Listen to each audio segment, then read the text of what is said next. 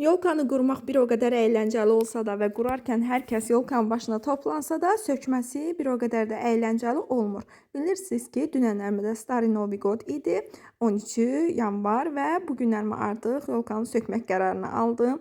Axır ki, köhnə illə yeni ildə təhvil təslim etdiyinə görə mən də bu yolkanı qutusuna təhvil edə bilərəm. İnşallah ki, gələn il, üzümüzə gələn il qurmaq diləyi ilə və bu yolkanı təzə almışdım. Heç inanmazdım ki, bu qədər yığılması çətin olacaq. Sökərkən əyləncəli idi. Yoldaşım Miray, hər kəs kömək eləyirdi.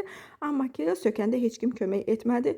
Bu işıqları isə ac qarnına sökərkən yolkanın başına fırlana ta bir tər oldum.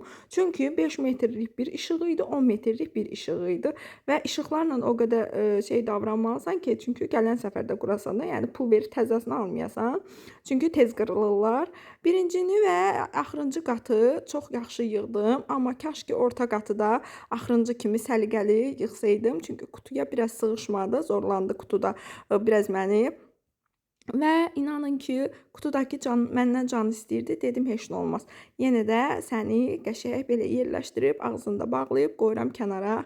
Belə qızlar, zorla da olsa, bir tər də olsa, məcburiyyət qarşısında da olsa bu yolkanı bura yerləşdirib ağzında bağladım. İnşallah bəyənib takib atmağı və rəy yazmağı unutmayın.